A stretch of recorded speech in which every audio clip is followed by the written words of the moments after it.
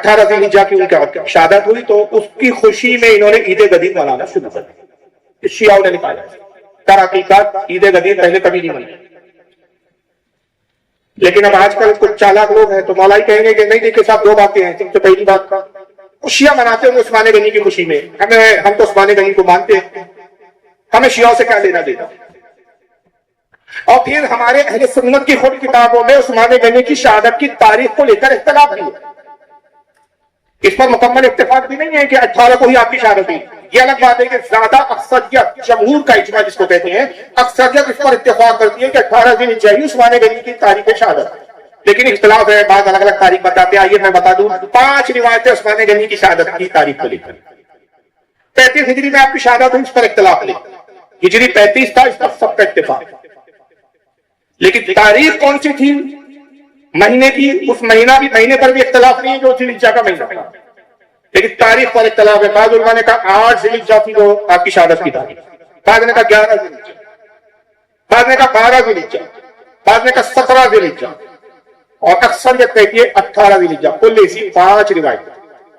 اس کو حافظ ابن البر نے اپنی کتاب الاستیاب فی معرفت الاصحاب, یہ سب محدثین بڑے عالموں کے نام ہیں جو صدیوں پہلے ہوئے. آج کے مولویوں کی باتیں نہیں کر رہا ہوں, آج کے مولویوں کی کتابوں کے حوالے بھی دے رہا ہوں. یہ سب بیروت لبنان کی ترکی کی چھپی ہوئی عربی کتابیں, بڑے بڑے کئی صدی پہلے کے امام ہیں جن کے حوالے دے رہا ہوں.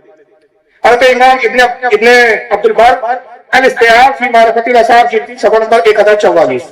حافظ ابن الاسیر نے اپنی کتاب عبد الغابہ جلد صفحہ 479. حافظ ابن حجر اسقلانی نے اپنی کتاب الاصابہ فی تمییز الصحابہ جلد 4 صفحہ 379.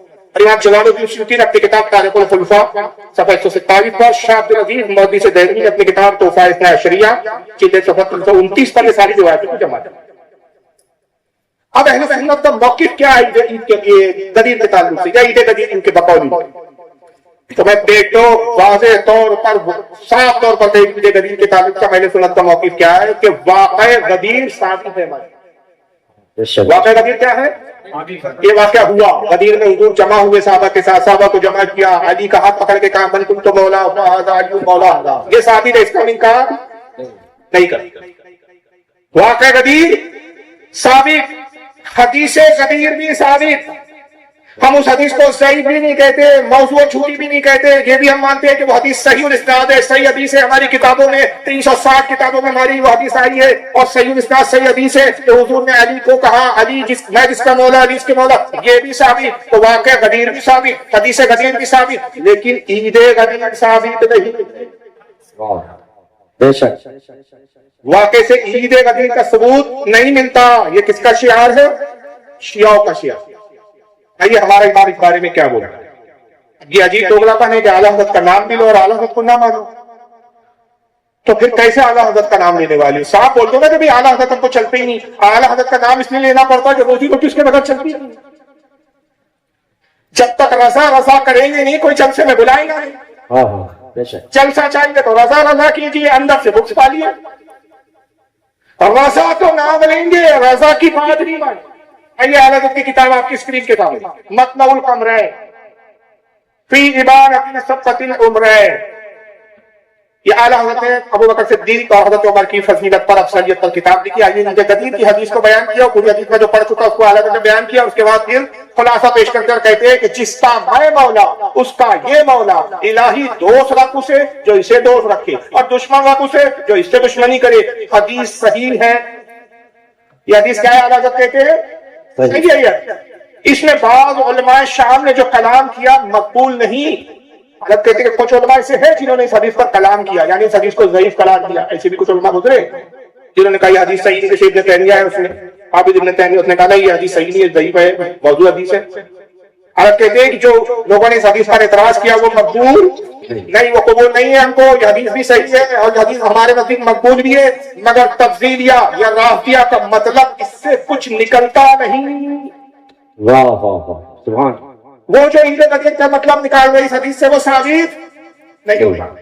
رافیہ تفضیلی جو اپنا مطلب نکالنا چاہتے ہیں وہ اس حدیث سے ثابت نہیں ہوتا. اب آئیے ذرا کچھ اعتراضات اور کچھ سوال دیکھ لیں کہ شیعوں کے نزدیک اس عید کی یا عید غدیر کی کیا اہمیت ہے. پہلے مولوی صاحب کو سنیں, ان کا نام ہے مولوی عقیل الگرادی. عجیب نام ہے, گرادی گرا ہوا آدمی ہے. नाम भी इसी से, गुरावी गरावी, पाकिस्तान के। और ये सब पाकिस्तान के फितरे हमारे इंडिया में आ रही है यूट्यूब की जरिए। जब से ये ट्यूब आया है सब बवाल ही बवाल है, तो कोई खत्म होगा।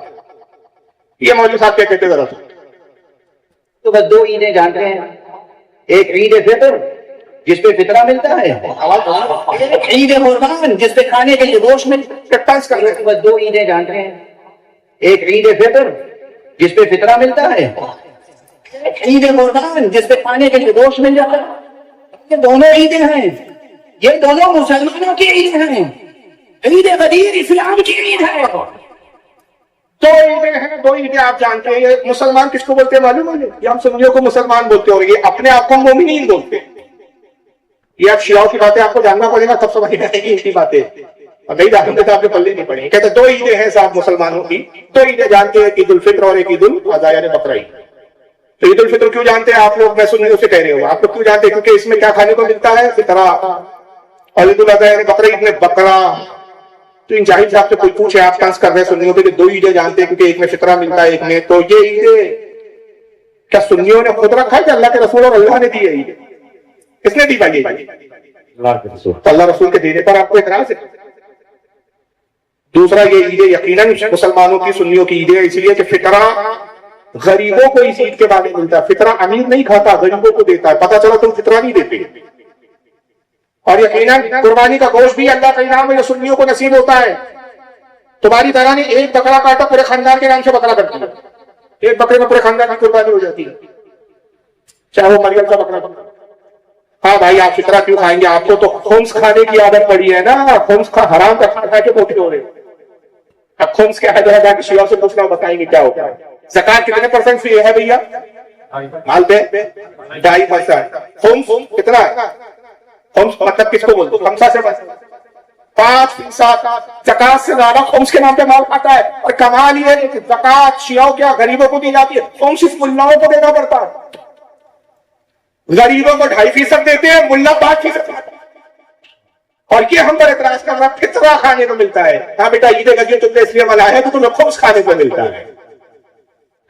یہ بہرحال ایک مولوی صاحب سے ان کے نزدیک عید غدیر اسلام کی عید ہے۔ اچھا اسلام کی عید ہے تو قرآن میں ذکر ہوگا تو کوئی آیت پڑھ کے سنائے، حدیث میں ذکر ہوگا تو کوئی حدیث بتائیے۔ چلیے حدیث چھوڑیے، حضرت علی نے کہا لوگوں آج کے دن کی عید کو عید مناؤ، حضرت علی سے بتا دیجیے، حضرت امام حسن امام حسین سے بتا دیجیے، کسی سے نہیں ہے۔ چلیے وہ آگے آئیں گی بات چیت۔ اب آئیے دوسرے مولوی صاحب کو سن لیے، ان کا نام شہنشاہ نقشبند، یہ بھی شیعوں کے علی ہیں۔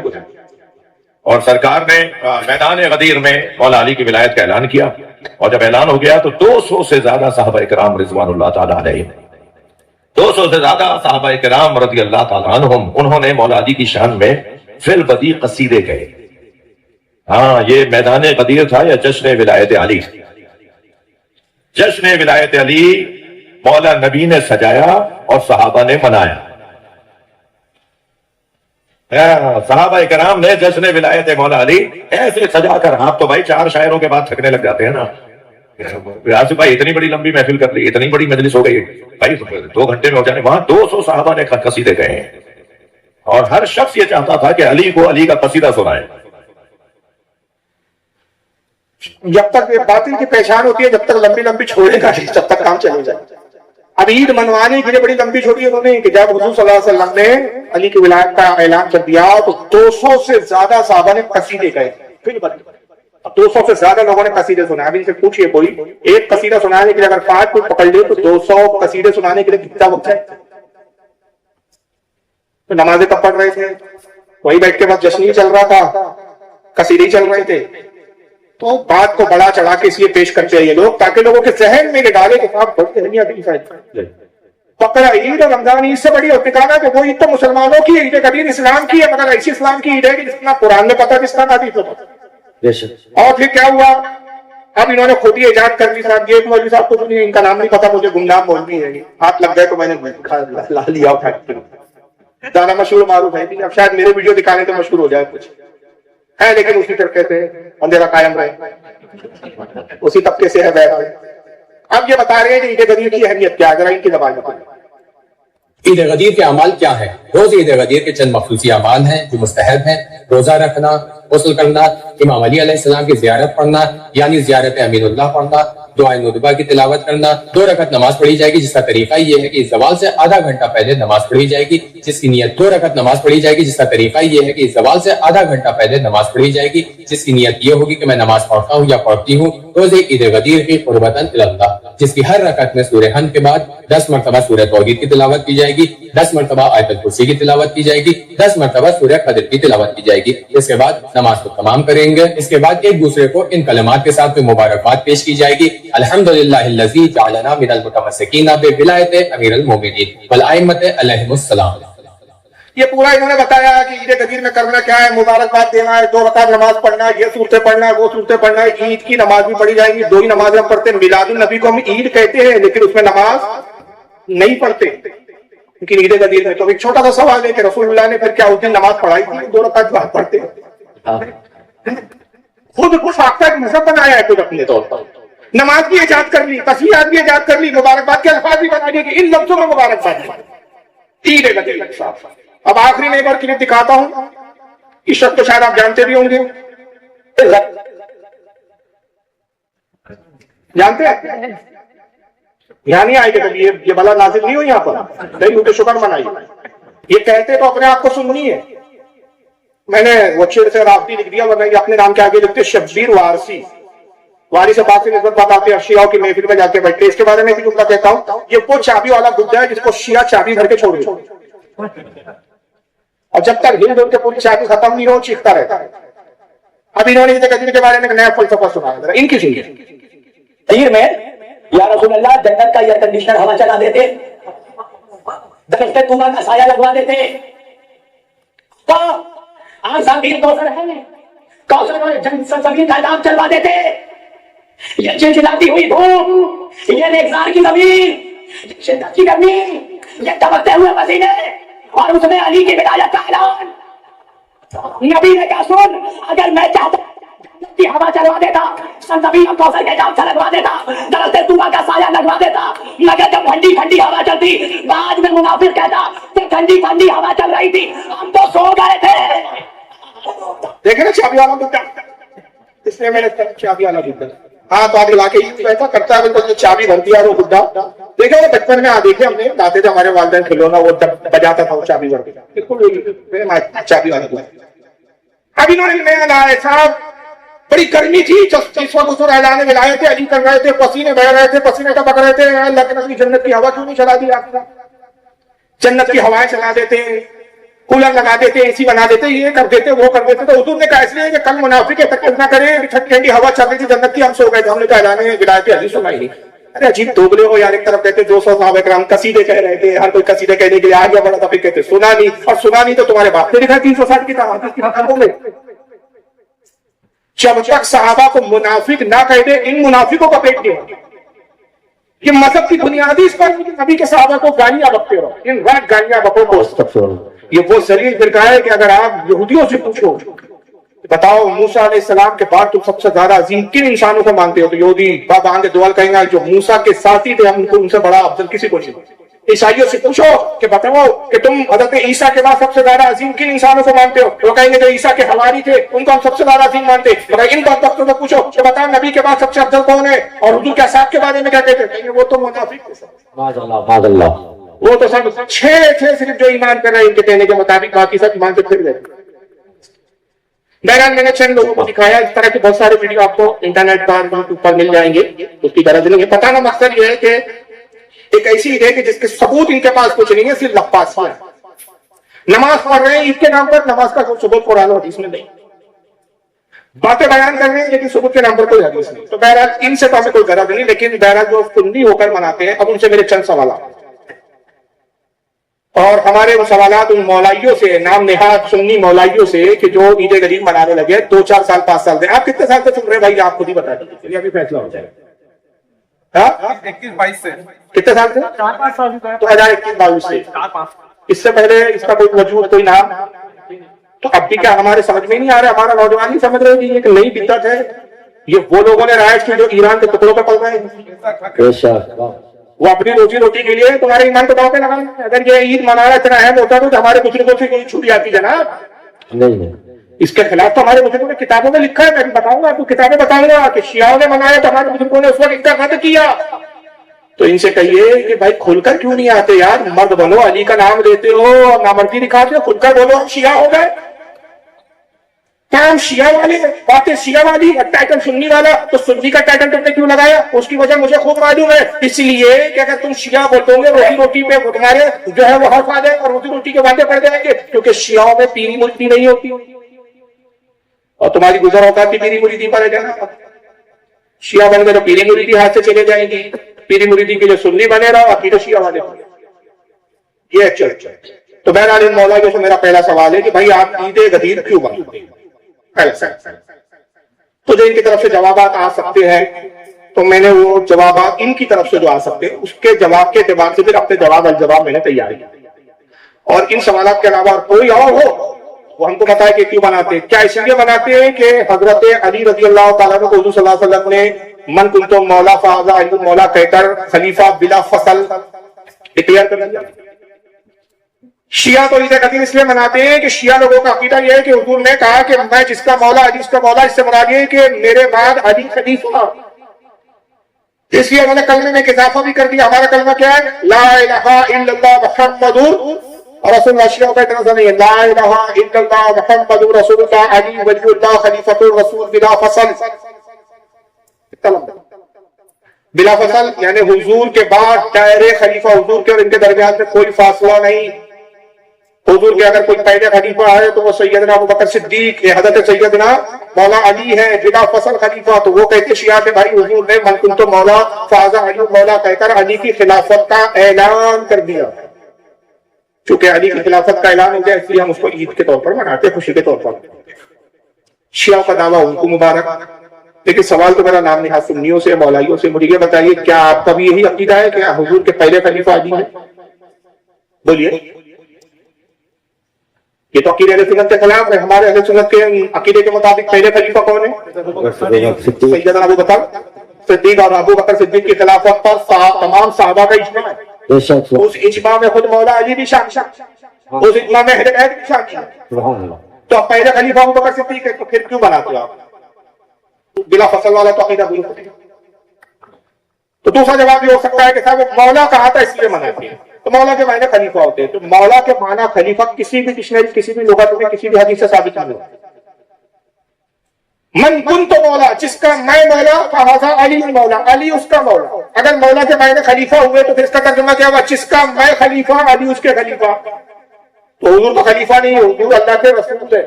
خلیفہ نہیں ہے, خلیفہ جو ہے وہ رسول کے خلیفہ. تو مولا کے معنی خلیفہ نہیں مانے. اگر آپ عربی ڈکشنریوں کو دیکھیں, عربی لغات کو دیکھیں, تو مولا کے کیا معنی ملیں گے آپ کو؟ مولا کے معنی ہوتے ہیں دوست. مولا کے ایک معنی ملتے ہیں عزیز, مولا کے ایک معنی ملتے ہیں محبوب, مولا کے ایک معنی ملتے ہیں بہت زیادہ قریبی, اقرب, بہت زیادہ قریبی, اور مولا کے ایک معنی ملتے ہیں مددگار. یہ معنی ہے. اب ترجمہ کیا ہوئی حدیث کا؟ جس کا میں دوست علی اس کا دوست. واہ واہ واہ. جو مجھے محبوب رکھتا ہے وہ علی کو محبوب رکھے. جس کا میں محبوب علی اس کے محبوب.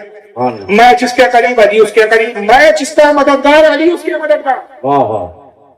خلیفہ نہیں بنتا. اور اگر آپ کہیں نہیں مولا کے معنی خلیفہ ہی ہوتے ہیں تو آئیے قرآن عظیم سے پوچھتے ہیں. میں آیت دکھاتا ہوں, اور وہ آیت اتنی مشہور ہے کہ بہت بار آپ نے بھی سنی پڑھی ہوگی. کچھ دن میں نے وہی آیت پڑھی قرآن عظیم آپ کے سامنے.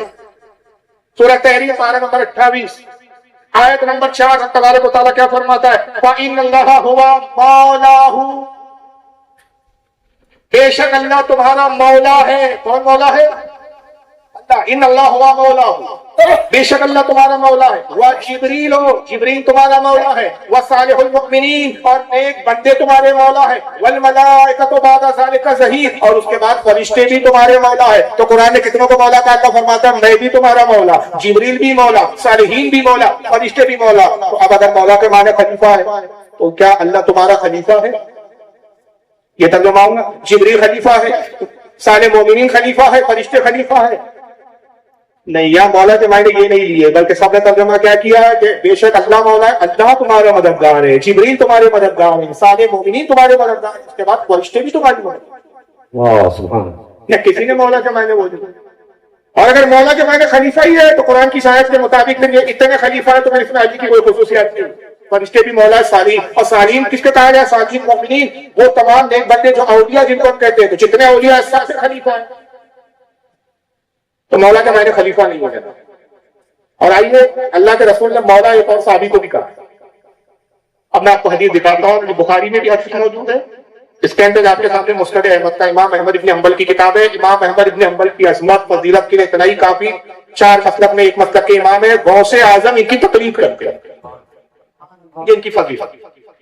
حدیث کی بڑی ذخیر کتاب لکھی کئی جلدوں میں، 27,000 سے زائد حدیثیں اس میں جمع کی. مسند احمد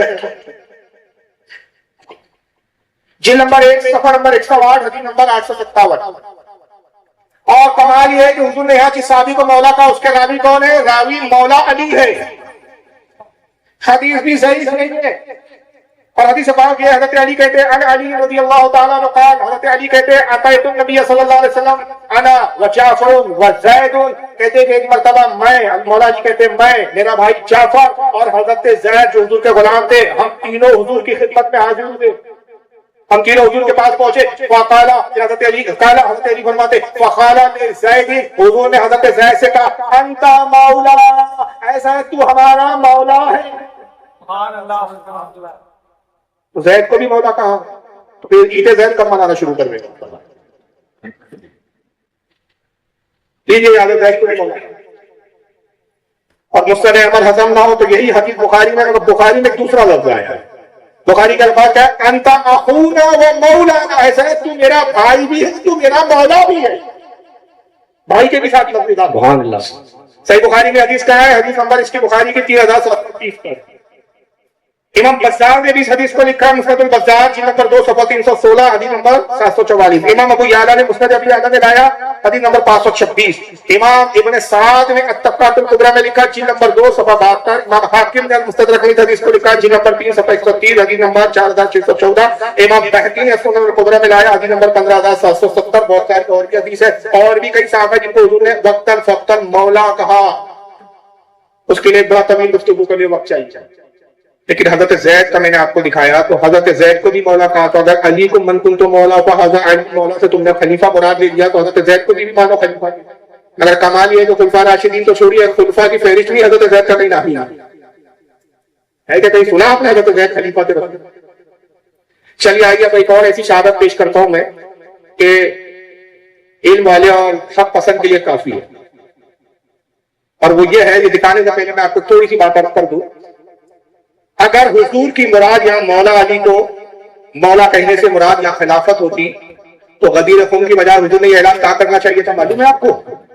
حجۃ الوداع کے موقع پر وہاں 1,40,000 صحابہ، غدیر خم میں تو تعداد گھٹ گئی تھی، وہاں اعلان کرنا تھا تاکہ سارے مسلمانوں کو پتا چل جائے کہ میرے بعد جو ہے وہ علی خلیفہ ہے. غدیر خم نے کیوں کیا؟ آپ نے وہاں کیوں کیا؟ پتا چلا کہ اس سے خلافت مراد نہیں تھی. دوسرا یہ کہ اگر علی کی خلافت اتنا اہم رکن ہے کہ اس کو کلمے کا جز بنا دیا تم نے، اور ان کے نزدیک جو علی کی ولایت نہ مانے، علی کو مولا نہ مانے، جو علی کو خلیفہ نہ مانے وہ مومن نہیں، تو پھر بھائی یہ مولانوں پہ کیوں چھوڑ دیا کہ اب تم نقطے نکالتے رہو حدیث قرآن میں اور حدیث میں واضح طور پر حضور جملہ فرما دیتے کہ علی میرے بعد خلیفہ ہے. اب یہ جملہ میں نہیں کہہ رہا ہوں، آئیے کس کی روایت ہے اس کے اندر آپ کے سامنے ہے. یہ الطبقات الکبریٰ حضرت امام ابن سعد کی، امام محمد ابن سعد کئی صدی پہلے کے امام، مشہور و معروف ان کی کتاب ہے صحابہ کے حالات پر، جلد نمبر 7 صفحہ 314. آئیے حدیث کی شرح بہت بڑی حدیث ہے، 2 صفحے کی ہے اور راوی کا نام پچھلے صفحے پہ چلا گیا.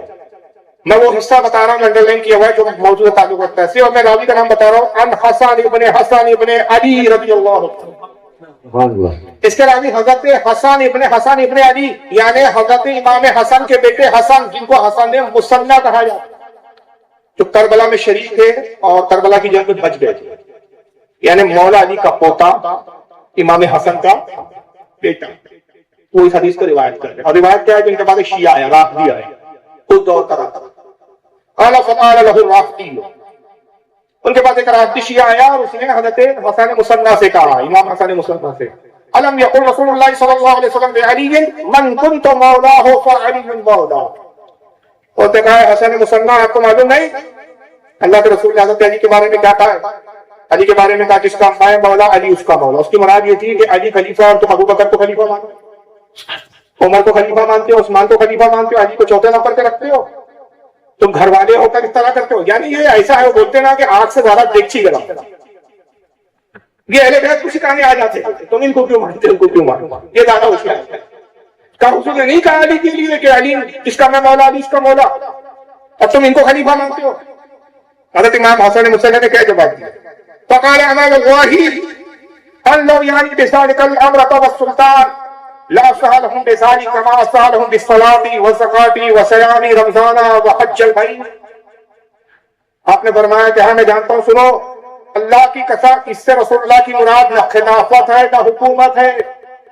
کون تشریح کرتا ہے؟ یہ بریلی کا مولانا نہیں, حضرت امام حسن مصنع, مولا علی کا پوتا, امام حسن کا بیٹا. اور ان کا بھی نکاح کس سے ہوا؟ امام حسین کی ایک بیٹی تھی حضرت فاطمہ الصغریٰ, ان سے نکاح ہوا.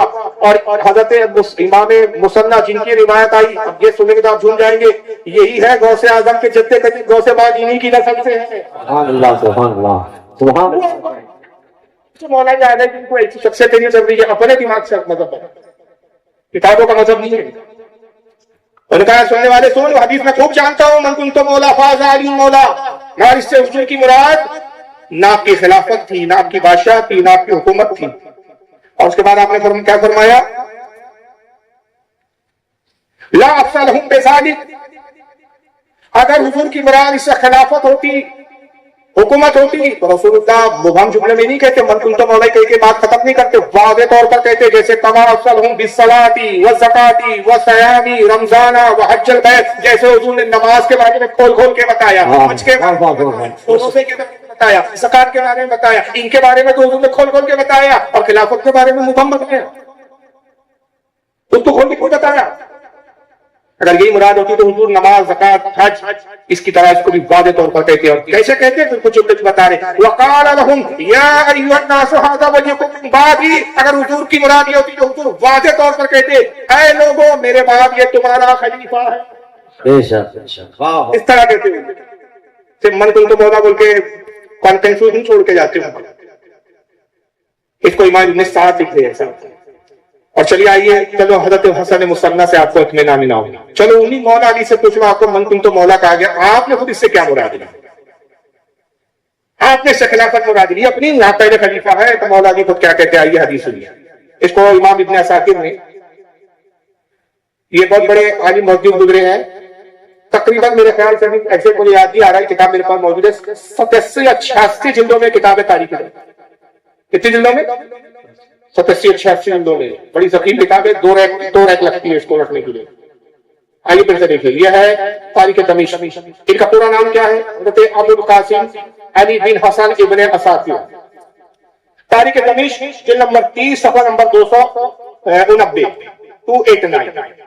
آئیے حدیث کیا لکھتے ہیں.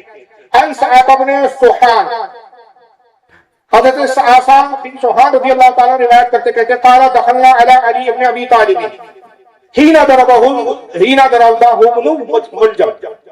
کہتے ہیں مولا علی کی خدمت میں اس وقت پہنچے کہ جب آپ کو ابن ملجم نے زخمی کر دیا.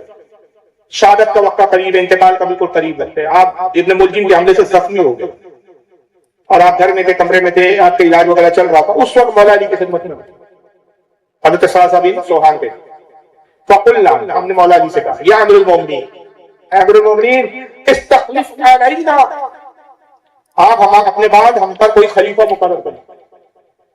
اب آپ کا انتقال ہم جانتے ہیں کہ آپ اس زخم سے بچنے والے نہیں, آپ کو بھی احساس ہے کہ اتنا قاری زخم ہے, اتنا شدید زخم ہے کہ آپ کا وصال جب وقت آ گیا یقین, تو آپ اپنے بعد کوئی خلیفہ ہم نے مقرر کر دیجیے تاکہ خلافت کو لے کے ہم نے اختلاف نہ ہو. قال اللہ, مولا نے کہا نہیں, میں خلیفہ مقرر نہیں کروں گا. کیوں؟ ولیکن اترکوکم کما ترکنا رسول اللہ صلی اللہ علیہ وسلم, میں تمہیں ویسے ہی چھوڑ کر جاؤں گا جیسے رسول ہمیں چھوڑ کر گئے تھے. سبحان اللہ. حضور نے بھی کوئی خلیفہ مقرر نہیں کیا تھا.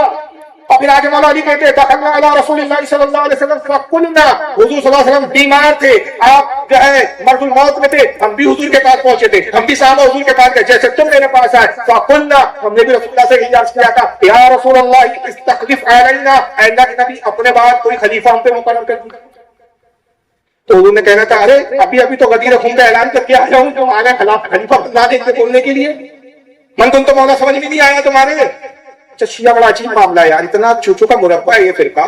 ایک طرف کہتا ہے غدیر خون میں اعلان کر دیا تھا کہ علی خلیفہ, دوسری طرف کہتا ہے کہ حضور نے کہا لاؤ کاغذ میں لکھ کر دے دوں.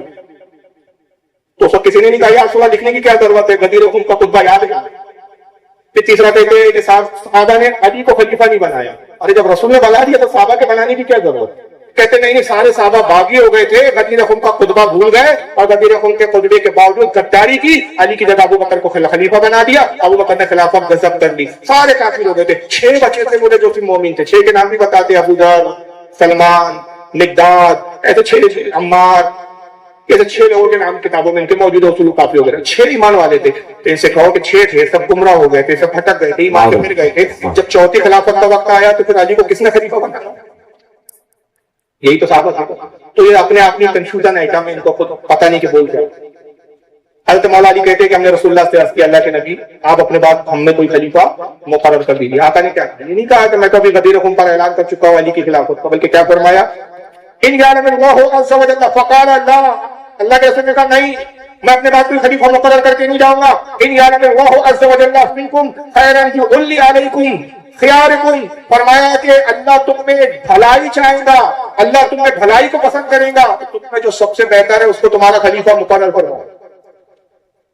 میں خلیفہ مقرر نہیں کروں گا. ہو سکتا ہے کہ پھر کوئی کہے کہ بھائی اس سے مراد حضور کی علی تھے, لوگ علی کی مراد نہ سمجھ کے ابو بکر کو سمجھ گئے. تو خود علی آگے کیا کہتے, قال علی, پھر مولا علی دوبارہ فرماتے, فعلم اللہ فینا خیرا فولى علینا ابا بکر, اللہ نے ہمارے ساتھ بھلائی چاہی تو ہمارا خلیفہ ابو بکر کو بنا دیا. سبحان اللہ, کیا بات. تو بھائی اس سے تو ثابت نہیں ہوتا کہ من کن تو مولا فاض علی, مولا سے خلافت مراد علی, یا تو خود علی کہہ رہے اور پھر اس کو کتنوں نے لکھا.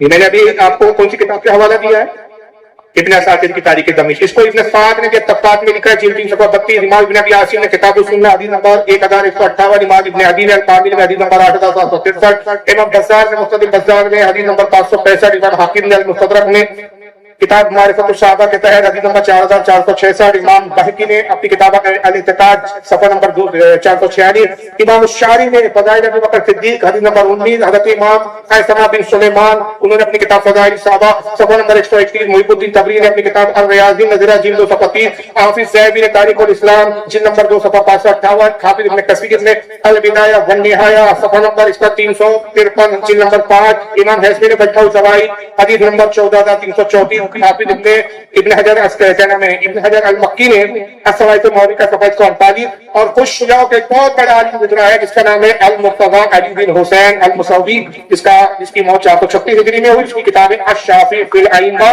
جلد نمبر 3 صفحہ 51 پہ لکھا. میں نے کل یہاں